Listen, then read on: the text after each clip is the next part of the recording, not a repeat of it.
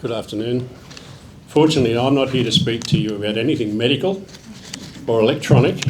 I can't even work a mobile phone properly, so I'm here to speak to you as a grandparent carer. And I'd like to thank Dr. Christina Liang and the Muscular Dystrophy Society for inviting our family to share with you some of our experiences pardon me, as grandparent carers of our only grandchild, Patrick. The first slide I'm going to look at here is dealing with family dynamics. If you were to Google family dynamics, you will find out that it is a way in which family members interact with each other in relation to their own individual goals and preferences. Although the family is basically a unit, all the people in that family are individuals. So in order to find some sort of balance between personal interests, sorry, I'm a bit breathy today, the best interests of the family unit, this is where family dynamics come into play. Family dynamics are not always powered by personal interests and motivations. There are many factors such as family numbers, birth order, gender, and the various individual dispositions and perceived intelligence of some family members, which can also play a big part. And as a result, there can be quite a considerable disruption to the family balance. There is, however, another issue which can have a huge impact on all aspects of family dynamics, and this can be brought about by having to deal with a disability within that family unit.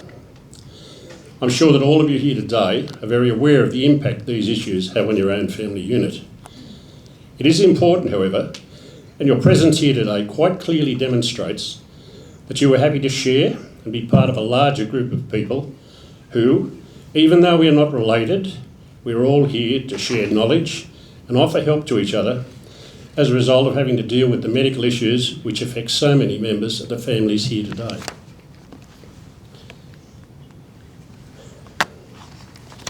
In our case, we've been caring for our grandson Patrick since his mother, our daughter, and our only child Jen, lost her 8-year battle with breast cancer on the 24th of November 2010. Jen was a single mum at the time. When she passed away, this was indeed a huge loss to us. When we look back to when Patrick was born, it became very clear at an early stage in his life that he had significant medical issues. And I think that these added pressures had a huge impact on the family dynamics of our family. As a family, we had never had an issue with disabilities in any of our immediate families. And once it happened, we had to learn very quickly how to deal with it. I'm quite sure that everyone here will be able to relate to the interruption which disability places on the family unit. It was very interesting for us that whilst Jen was at school, she started volunteering at a number of disability centres, including the Deaf and Blind Centre at North Rocks. And eventually when she left school, her attentions turned to assisting a young girl called Anna, who was completely disabled as a result of an horrific car accident, and she had to have constant care. Her brother had been given power of attorney to care for her financial needs after she was awarded a significant amount of money resulting from her court battle. He eventually gambled and spent every dollar this girl had, and she died a pauper. This had a huge impact on Jen, and at that point in her life, it made her realise how vulnerable disabled people were if they were not cared for by the right people. I think Patty and myself were also dramatically affected by the impact Anna's story had on Jen. After Jen got through her post-school period, she married. Eventually along came Patrick, who's sitting at the back there. It came as a huge shock to us when Jen and her husband got the news about Patrick, and at that stage we could not believe the dedication she showed in order to prepare herself for what lay ahead of her and ourselves as well. I would like to share with you a few words which I came across in a book which Jen had started to write just prior to her death, to keep a record of the journey she was to travel with Patrick. Jen wrote, "The social work at the hospital helped me to organise a whole range of extensive tests for Patrick, and it would have been one of the most gruelling appointments I've ever had to put Patrick through. It was as if he knew he was under the spotlight and he knew he was not coming up trumps. Here was this little baby boy who had practically no speech, who hated desk tasks and hated being asked by strangers in an unfamiliar environment to do all the things he loathed doing. God love him, no wonder he just cried and cried. I have to tell you, the minute I got back in the car, I did exactly the same as he did, and we both cried together. We were both exhausted. Once again, we began the long wait for the axe to fall. We went back to the hospital sometime later on, and there was the report in black and white, being held up by a trumped-up little student who was most probably 15 years my junior, and someone who I'm sure had no idea of the impact this was to have on our lives. And she delivered the results in an offensive, blasé fashion when she said, "Oh yeah, he does have significant impairment in all areas of development." On and on this roller coaster never seemed to stop. I felt shattered, but I stared very resolutely back at her and asked her the question. "Well, what does this all mean?" She answered. "Oh, he'll probably never walk or talk." I angrily replied, "Like hell he won't. This was my baby, my pride and joy, and with every ounce of my strength, I resolved at that moment to prove those medical people wrong." I think that may well give you an idea as to where Patty and I get the strength and determination to enable us to carry on with our family dynamics.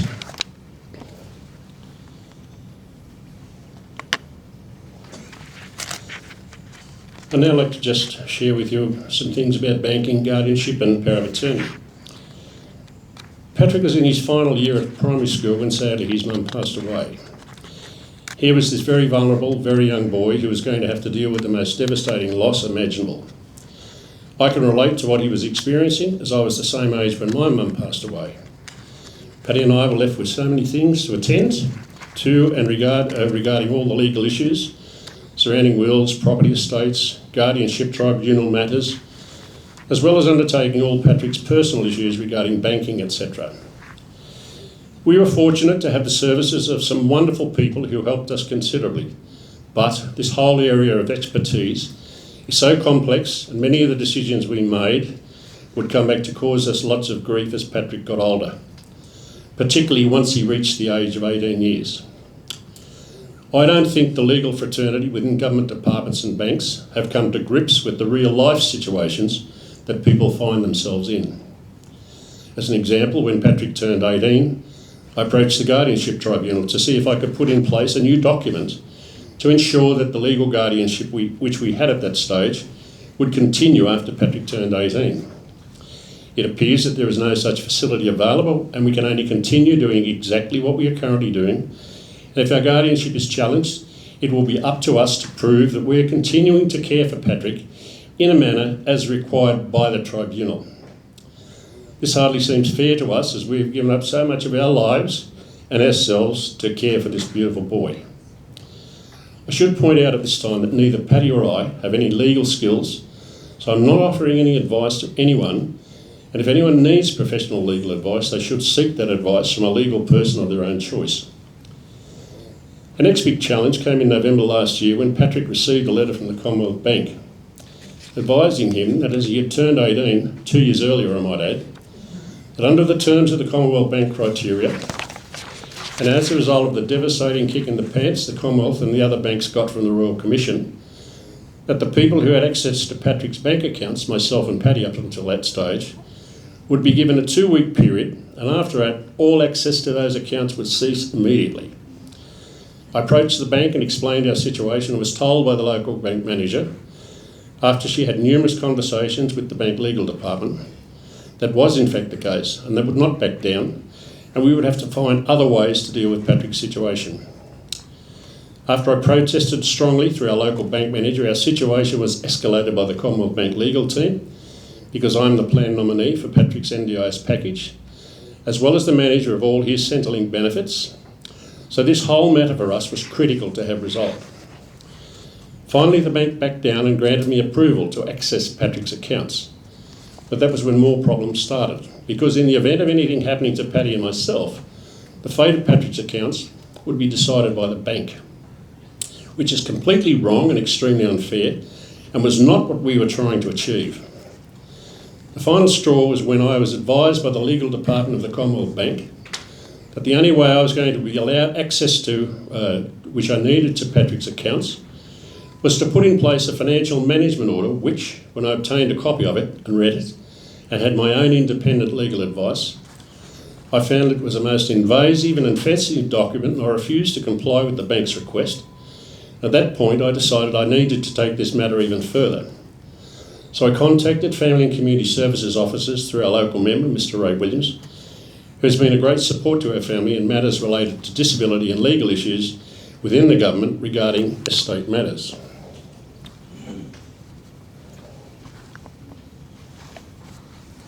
I found, we have there a photo of Mr. Ray Williams on the right there. I found this local member to be a person who not only listens to complaints, but acts promptly and efficiently, and I strongly recommend to all of you here today, if you have issues with your local member, contact your local member and get them to act for you. You will get results, maybe not always to your satisfaction, but don't be frightened to use these people. So, after 7 months of fighting the bank to achieve what we needed, which was to allow both Patty and myself, as well as two very trusted family friends, our personal accountants of 35 years, the bank finally would not back down, and the Commonwealth Bank gave me their final piece of advice on this matter, and that was they advised me to change banks. Unbelievably. Oops, went too far. And that is what I have done. We had a meeting with our new bank manager, and within 1 hour, we had opened up new accounts exactly as we wanted to do at the Commonwealth Bank, and now we have the result we want. So my message to you is don't be frightened to take people on, because you may get an even better result than I did. Christina had asked me to say a few things about power of attorney, but as I said earlier, I have no legal expertise in this area at all. But what I will say is just be aware of the case which I mentioned earlier about young Anna and her brother, and think very long and very hard about all the decisions you make in this area, because they could have a huge impact on your family members in the future. In a rather sad twist of fate in the last few days, I've been asked to take on the role of power of attorney for a very close friend who's been diagnosed with terminal cancer. Unfortunately, she asked me 4 days ago, and she died 4 days later. And in speaking to her lawyer, he pointed out to me at the time there was now some new steps that I need to look into regarding our own personal situation in relation to the implications of the NDIS situation regarding Patrick's ongoing care. So again, I exhort you, please, if you haven't already done so, look into your own personal situations ASAP. This has just been really rammed home to me because of the case I just mentioned. That lady died. She had no living immediate family. I was nominated, she wanted me to be nominated as a power of attorney and handle all her affairs. And of course, dying 4 days later without that paperwork in place, everything stops. So we've gone through hell over the last 4 days to try to get her to be buried next week. Very, very difficult situation. So as again I say, if you haven't got your personal situations in place, get into it and do it immediately.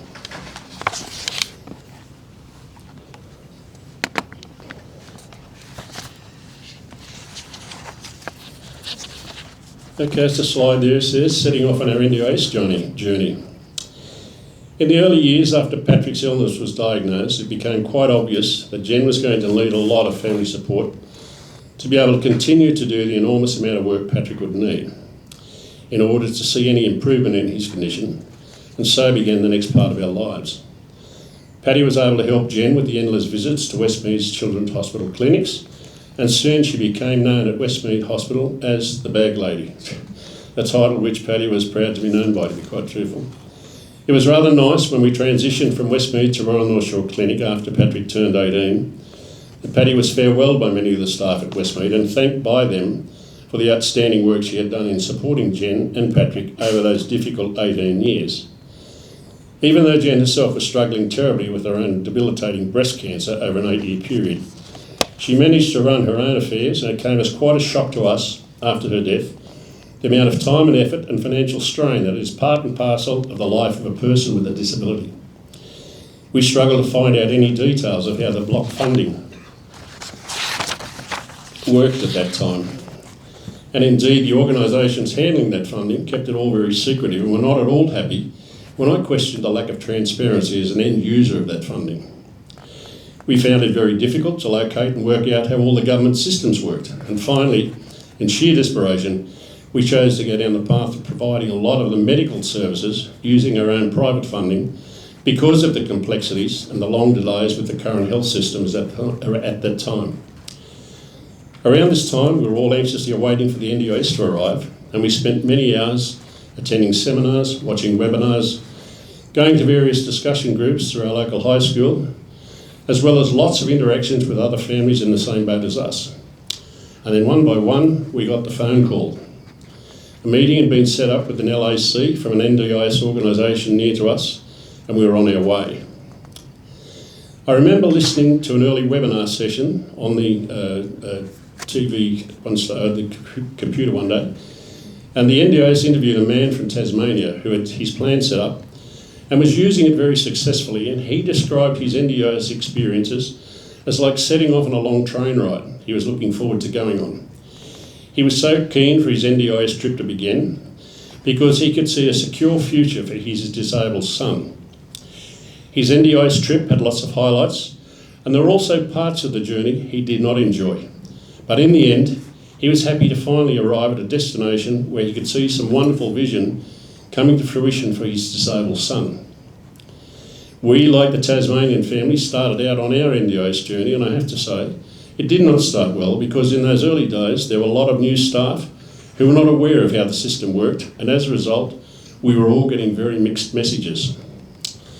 I think that the whole system is now functioning very well, and the NDIS management is listening and responding to the feedback which we, on behalf of all our participants, give back to the NDIS.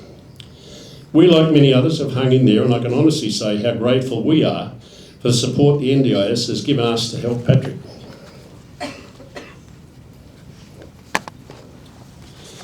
It has enabled us to enrol him in a wonderful program with Northwest Disability Services at Baulkham Hills, and has provided much needed support in many areas to help us as a family. When I think back to those earlier days, it makes us really appreciate the benefits this system provides. I think the key to a successful entry into the NDIS scheme is that we have had to put a lot of thought and preparation into providing all the information to meet the requirements of the NDIS. But surely that is the least any of us can do to ensure that Patrick's needs and your needs will be accommodated.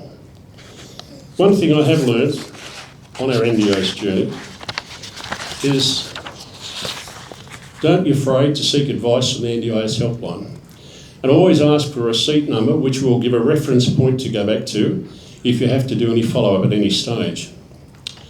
After we initially started using the NDIS plan, using a plan manager, I soon realised that I was not happy with the lack of control I had with regard to paying bills, etc.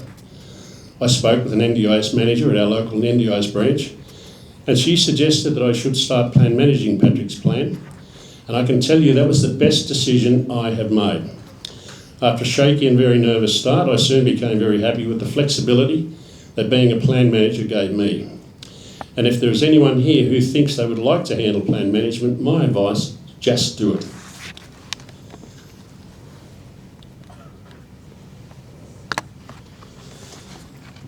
Future planning for a group home setup. If we had to make a decision about what is the most difficult area of Patrick's care, I think it would be planning for his future. The main reason is that we have no idea what the future holds in store for ourselves or Patrick. We're fortunate that prior to Jen's death, we discussed at great length the possibility of setting up a group home for him, and with this in mind, we made a decision to demolish Jen's old home and rebuild a brand new purpose-built home in Kellyville to suit Patrick's impending needs. This happened, and we moved into that new home in 2012, just 2 years after her death in 2010. Around that time, there was an NDIS program announced called SDA funding, which involved the NDIS allowing new purpose-built properties to apply for SDA or Specialist Disability Accommodation funding. Unfortunately, we didn't qualify as we had made one of the hallways 100 millimetres too narrow. Well, I could see where they're coming from. There was no wheelchair access in that one hallway. And as we did not meet the building criteria which had been set, if only we had realised. However, it was not meant to be. So if you're considering SDA funding, make sure you check out all the building specifications before you start to make sure it qualifies. We did, however, at that time, apply to have the property put into a special disability trust with Centrelink. And after a long and painstaking journey, we were able to meet all the requirements, and the property is now safely in that trust. I think the reason we made sure that we did this was because of the circumstances, again, that I spoke about earlier, of Anna and her despicable brother and the misused power of attorney. Whilst researching about the SDA funding, I became aware of another NDIS funding called SIL, or Supported Independent Living. As you may know, this NDIS funding is to provide individuals the opportunity to move in with, live independently, and be cared for on a 24/7 basis with a number of other participants. I was lucky enough to make contact with an organisation called SILK, who are relatively new, but are people who have an intimate knowledge of SIL funding. They currently have set up a number of homes which are run by family members of the participants, and these homes are performing very, very well. And I happen to know one of the families very personally, and it is extremely gratifying to hear how well it is running.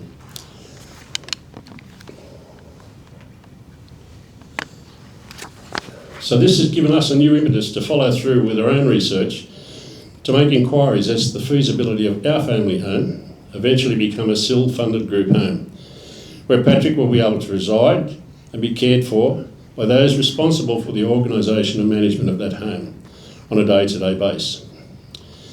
At this stage, it appears there is a very good chance that this may happen in the future, but there is a lot of water to go under the bridge before it will eventuate.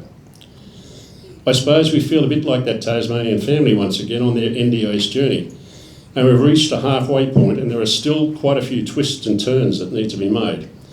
But we are still looking towards getting to the end of that journey and hopefully fulfil our NDIS dreams for Patrick. I would strongly encourage all the families here today to have the courage and foresight to start making inquiries about a group home, and at least you will see the hurdles that you will have to go over to make anything happen. Do it while you are still young and enthusiastic enough to come to grips with the tough decisions you need to talk about, because no one is going to do the hard yards like those closest to our loved ones. I have been privy to some worrying statistics about how long it takes to put these matters into action, and I've heard some of the new group home organisers talk about the difficulties they have in finding suitable rental accommodation, especially homes to suit the very demanding specific requirements that many disabled people have in regard to accommodation needs, an area I'm sure that many people here today are dealing with on a day-to-day basis. But I will repeat what I said before. Don't be frightened to ask questions and don't be put off too quickly, because I'm sure that if you persevere, you will get answers, some of which you will like and some which you won't like, but take all the information on board.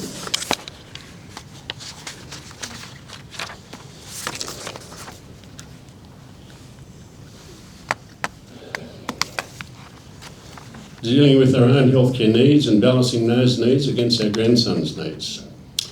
Another big concern we have had in caring for Patrick has been his health issues.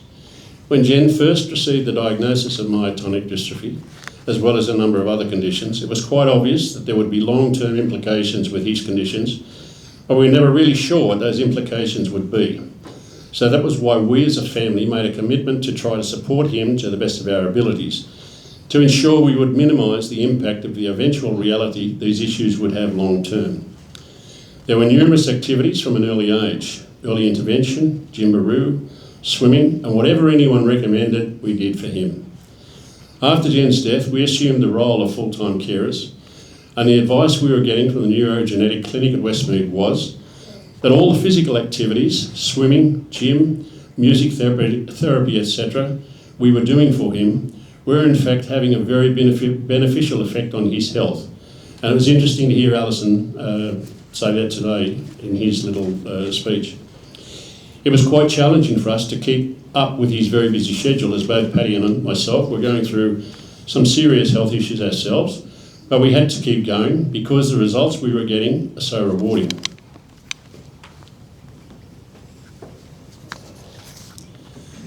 I mentioned that Patrick had been having swimming lessons since he was a baby, but unfortunately he was never able to master it, as he had a great fear of putting his head under the water. But to our amazement, about 18 months ago, one of the swim coaches at Advantage Aquatics, where he swims weekly, finally got him to put his head under the water, and he started to learn how to swim properly. And over the next 12 months, he made such an improvement that at the end of the last year, he won title Swimmer of the Year.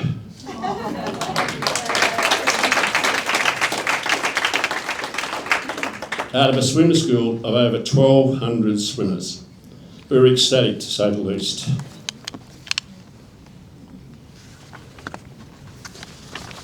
The fear of water was not the only fear he had, as he was terrified of all animated things, as well as having a great fear of all animals. Patrick had been taking him to pat the horses near us almost every day, and after 4 years of daily visits, he was still unable to get close enough to pat the horses. So we came up with the idea that as riding for the disabled was being offered in his program at Northwest Disability Services, we would enrol him and see what would happen. On his first day at RDA Richmond, he very proudly came home with a photo of himself patting a Shetland pony.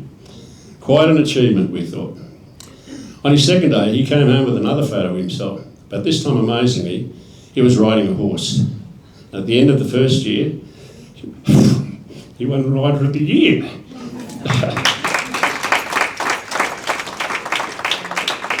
And came home with the trophy which read, "Congratulations, Patrick, you went from 0 to hero in 1 year coaching." Once again, we were blown away.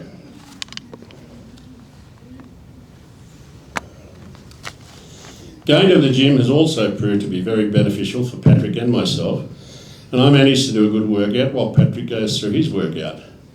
This consists of a variety of exercises with his trainer, Ramon Jennings from Fitness on Fox at Wahroonga, who has prepared these for him each week.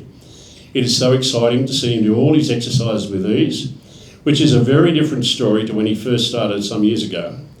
As an example, when he does his boxing routine, he will do 800 assorted punches, 200 squats, an additional 200 floor exercises, and then finish with 5 minutes of stretching and a light massage. All this is done in 30 minutes on a weekly basis. To be part of this amazing improvement has been incredibly rewarding for us and so beneficial for his ongoing health.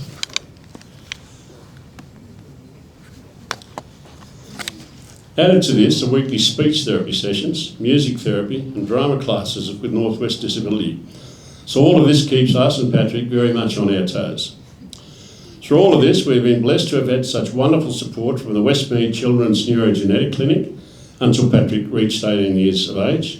And since then, under the guidance of Dr. Christina Liang and the wonderful support team she leads at Royal North Shore Hospital. It has also been so helpful to have them assist us with our documentation to provide the NDIS in the required format for our NDIS reviews.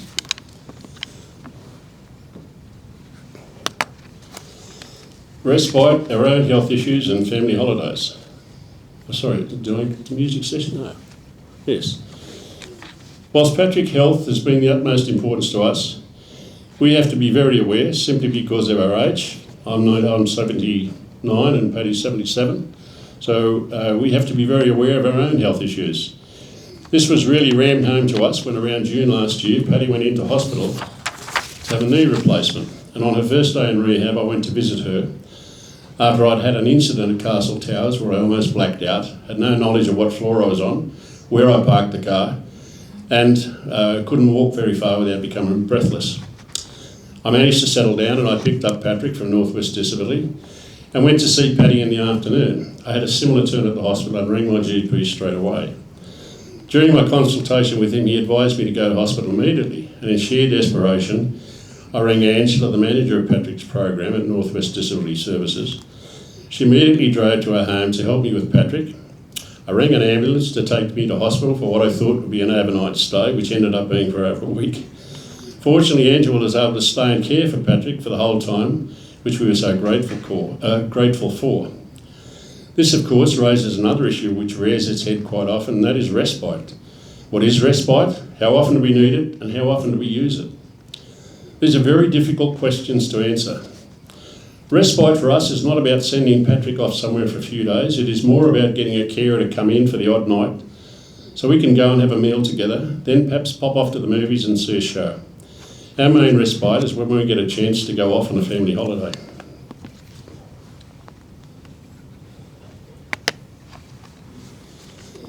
We've been lucky enough to have some wonderful holidays over the past 21 years with our families, but there is one of those holidays which was indeed very special to us. Jen had set herself a target whilst going on her cancer journey that she wanted to walk in the Avon Breast Cancer Walk in America in 2008, despite the horrendous time she'd been through. A very special friend had asked her to do the 64-kilometre walk over 2 days in Long Beach, California. She set about getting sponsors to raise funds to enable her to qualify to do the walk, as well as raise a substantial donation. However, 1 month out from the trip, she had serious complications from a medical condition and was rushed into hospital for very invasive surgery, which would not allow her to sit, walk or stand. She got out of hospital just days before we were set to travel to America, and with sheer determination, she not only made the trip, she completed the 64-kilometre walk 2 days after arriving in America, and in the process helped to raise a large amount of money to donate to cancer research. In another little twist of fate, Jen's friend fell just 5 kilometres from the finish line and shattered her arm badly, but she insisted that Jen finish the walk, so Patty actually stepped in, literally, and completed the balance of the walk with Jen in what was a most moving finish for all of us, as the picture at the finish line shows. It was this courage that once again inspired us to continue on the great work she did over her short life of 45 years.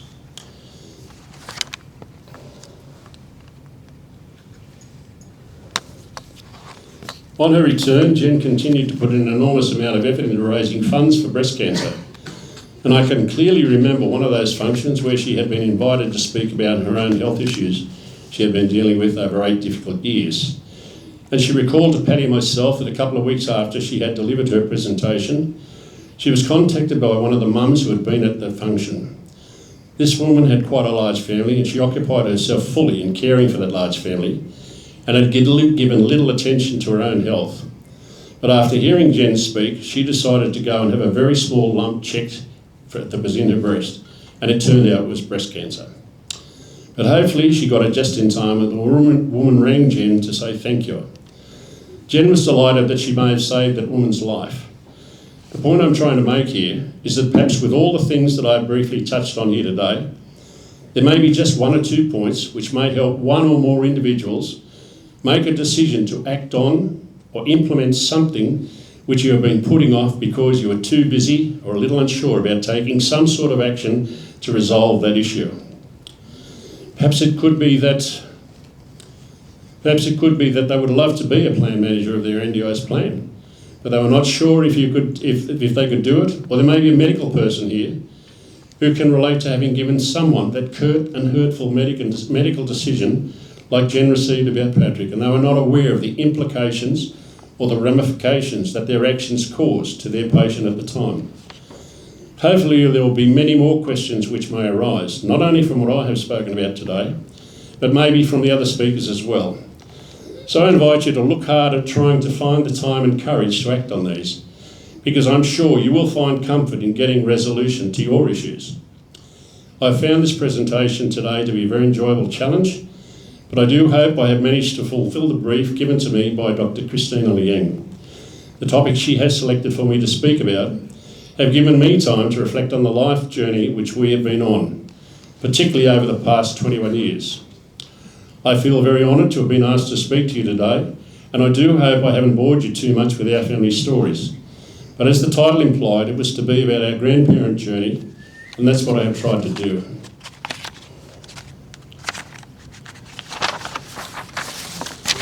I would like to wish everyone here today the strength to continue the personal journey that each one of you, be it as a person with a disability or as a family caring for someone with a disability.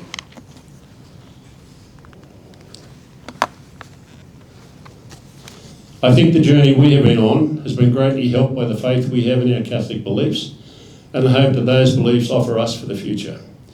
Thank you to Dr. Christina Liang, Marilyn McCann and the Muscular Dystrophy Society. Most of all, I would like to thank my wonderful family, Patty, Patrick and of course our daughter Jen, for the special support we've been able to give each other over so many years. When Christina told me the date for today's function, 31st of August, I was delighted because today is Patrick's mum's birthday. So happy birthday, Jen, wherever you are. Love Dad.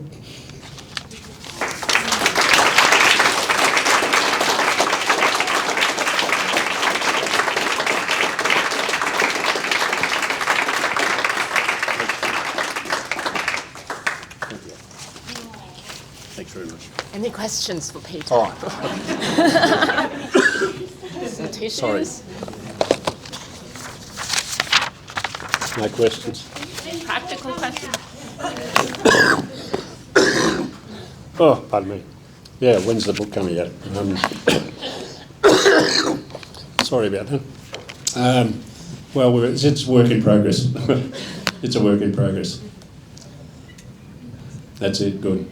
So perhaps if you've got questions particularly about the group homes and the setup with the banking and things, you can ask Peter and his family a little bit later. I haven't got a great deal of knowledge about it, but I certainly, it is interesting. It is a journey, and you really, you find out as you go. Pardon me. Yes, it's certainly, there's a lot in it, but it's given us a lot of hope to know that there are avenues that we can look to where we can look to the future. Thank you very much.